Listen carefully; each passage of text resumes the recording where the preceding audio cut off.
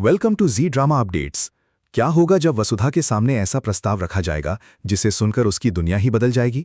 और सबसे बड़ी बात, ये पार्टनरशिप बिना किसी शर्त के होगी। लेकिन आखिर चंद्रिका ऐसा क्यों कर रही है? क्या इसके पीछे कोई बड़ा खेल छुपा है या फिर वसुधा की किस्मत अब नया मोड़ लेने वाली है?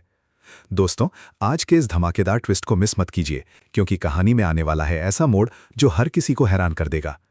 और अगर आप वसुधा सीरियल के सच्चे फैन हैं तो वीडियो को आखिर तक जरूर देखिए, क्योंकि अंत में हम आपको बताएंगे कि वसुधा इस ऑफर को स्वीकार करेगी या ठुकरा देगी।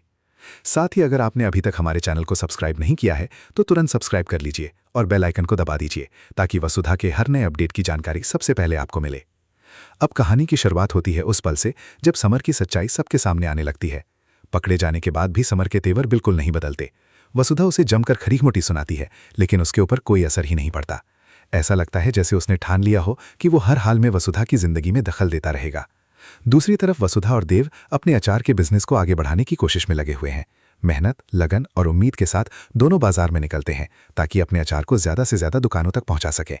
कुछ दुकानदार उनके उत्पाद की तारीफ करते हैं और ऑर्डर देने के लिए तैयार हो जाते हैं, लेकिन कई दुकानदार उन्हें ये कहकर मना कर देते हैं कि पहले बाजार में अपनी पहचान बनाओ, फिर बिजनेस की बात करना।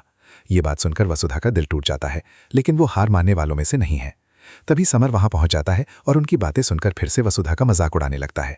वो ताना मारते हुए कहता है कि चाहे जितनी कोशिश कर लो, तुम अपने बिजनेस को सफल नहीं बना पाओगी, क्योंकि तुम्हारी पहचान सिर्फ एक गांव की लड़की की है।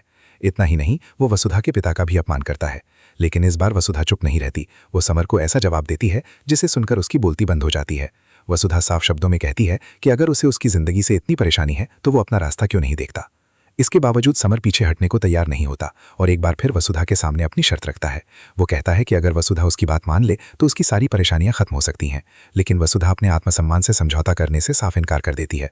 यहीं से कहानी में आता है सबसे बड़ा ट्विस्ट। अचानक चंद्रिका ऐसा कदम उठाती है जिसकी किसी ने कल्पना भी नहीं की थी। वो वसुधा के सामने आती है और बेहद शांत लेकिन गंभीर अंदाज में कहती है कि वो उसके साथ पार्टनरशिप करना चाहती है। सबसे हैरान करने वाली बात यह होती है कि वो कहती है कि इस पार्टनरशिप के लिए उसकी कोई शर्त नहीं है।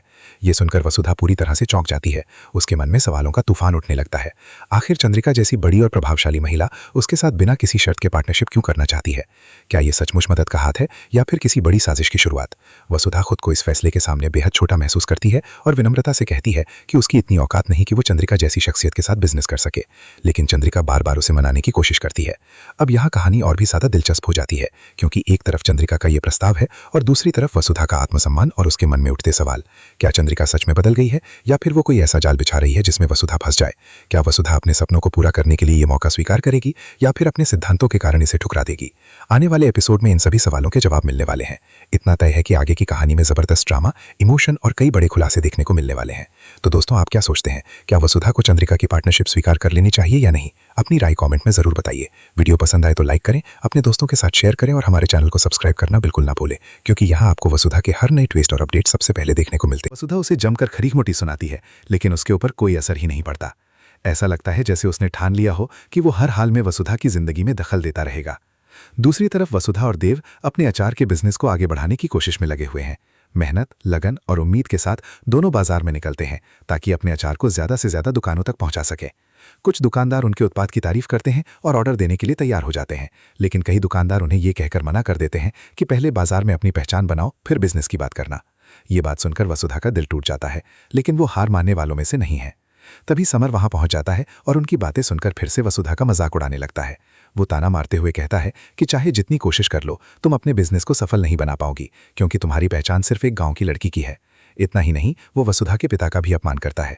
लेकिन इस बार वसुधा चुप नहीं रहती। वो समर को ऐसा जवाब देती है जिसे सुनकर उसकी बोलती बंद हो जाती है।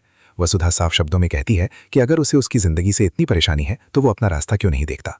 इसके बावजूद समर पीछे हटने को तैयार नहीं होता और एक बार फिर वसुधा के सामने अपनी शर्त रखता है। वो कहता है कि अगर वसुधा उसकी बात मान ले तो उसकी सारी परेशानियां खत्म हो सकती हैं। लेकिन वसुधा अपने आत्मसम्मान से समझौता करने से साफ इनकार कर देती है। यहीं से कहानी में आता है सबसे बड़ा ट्विस्ट। अचानक चंद्रिका ऐसा कदम उठाती है जिसकी किसी ने कल्पना भी नहीं की थी। वो वसुधा के सामने आती है और बेहद शांत लेकिन गंभीर अंदाज में कहती है कि वो उसके साथ पार्टनरशिप करना चाहती है। सबसे हैरान करने वाली बात यह होती है कि वो कहती है कि इस पार्टनरशिप के लिए उसकी कोई शर्त नहीं है। ये सुनकर वसुधा पूरी तरह से चौंक जाती जाती है। उसके मन में सवालों का तूफान उठने लगता है। आखिर चंद्रिका जैसी बड़ी और प्रभावशाली महिला उसके साथ बिना किसी शर्त के पार्टनरशिप क्यों करना चाहती है? क्या ये सचमुच मदद का हाथ है या फिर किसी बड़ी साजिश की शुरुआत? वसुधा खुद को इस फैसले के सामने बेहद छोटा महसूस करती है और विनम्रता से कहती है कि उसकी इतनी औकात नहीं कि वो चंद्रिका जैसी शख्सियत के साथ बिजनेस कर सके। लेकिन चंद्रिका बार बार उसे